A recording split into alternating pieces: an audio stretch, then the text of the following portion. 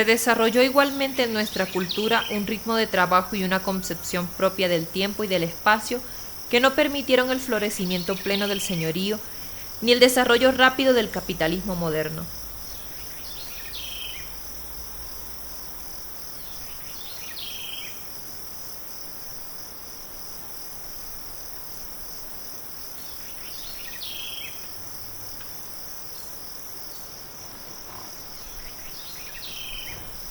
Estas actitudes tienen que ver con tendencias al descuido o apatía en la gente costeña, con la indisciplina, la informalidad y el incumplimiento, con el sentido del humor y la alergia a lo castrense.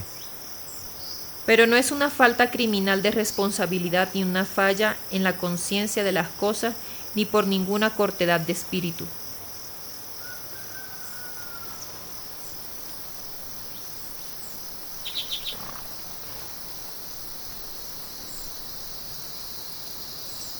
Se trata de un sentido de adaptación realista al ritmo de los procesos normales de la vida del río y del ambiente tropical de la depresión momposina.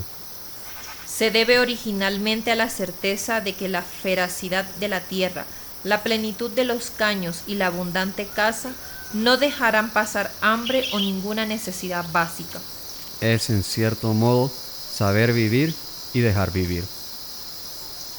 Aunque esta filosofía ribereña tenga sus encantos, puede asimismo llevar actitudes conservadoras, cautelosas de lo nuevo o diferente, recelosas de lo citadino y de lo extraño.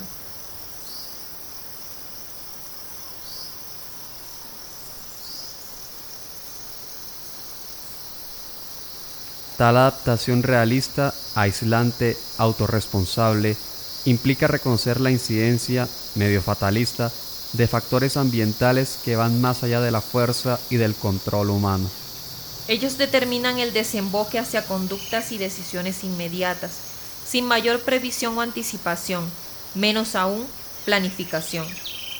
Aquí en la costa el reloj no es amo ni gobierna el presupuesto, y no se puede arraigar ningún rigor estricto a lo teutón, aunque las cosas resulten hechas cuando menos se piensa o quiere.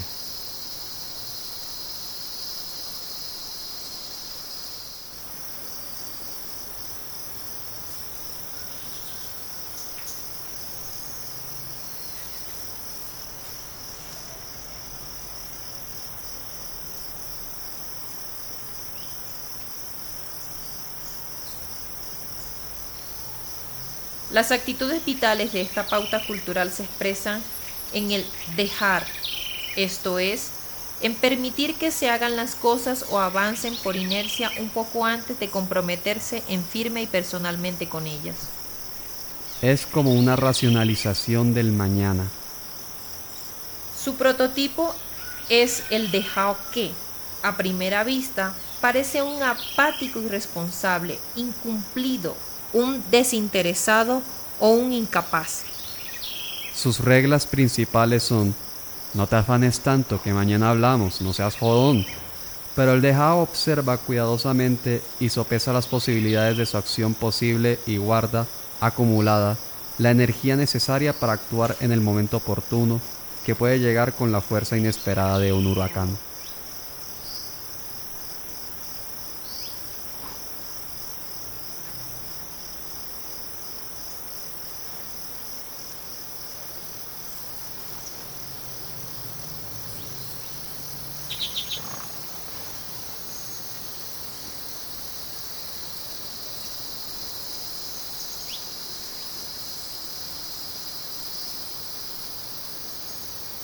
Especialmente eficaz fue el dejamiento de los vecinos de San Martín de Loba y de la isla de Monpós cuando venían a cobrarles el terraje y obligarles a abandonar las tierras ocupadas.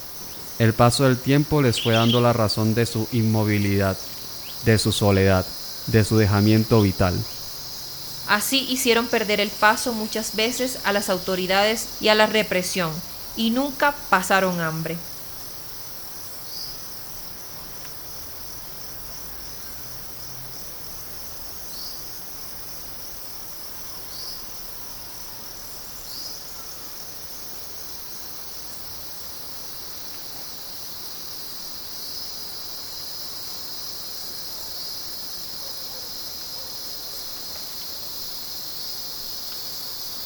El dejado puede aducir también una razón económica, escasez de recursos para su actitud, pero no parece ser esto lo fundamental. Ocurre así en los ricos como en los pobres, como acabamos de ver. Y quizás más en los ricos, que tienen mayor número de opciones.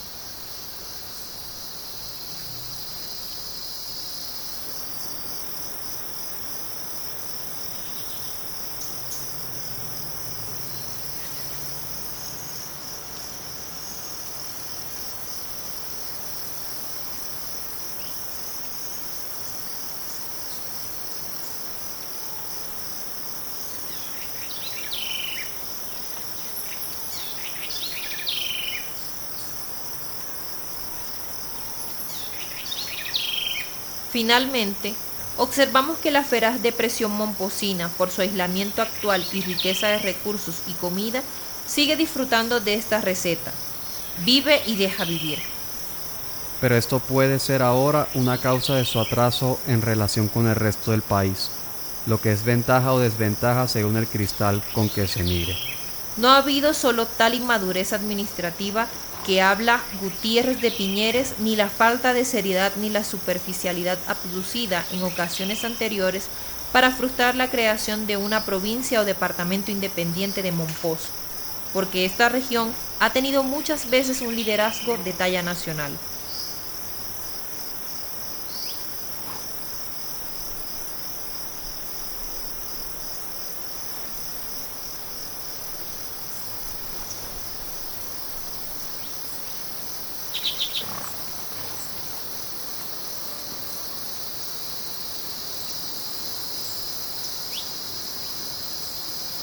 Hoy, la sensación de frustración y atraso local se debe a una combinación de factores, unos históricos, otros geográficos, otros humanos, que impiden reconocer en Mompox una capital regional para los tiempos modernos.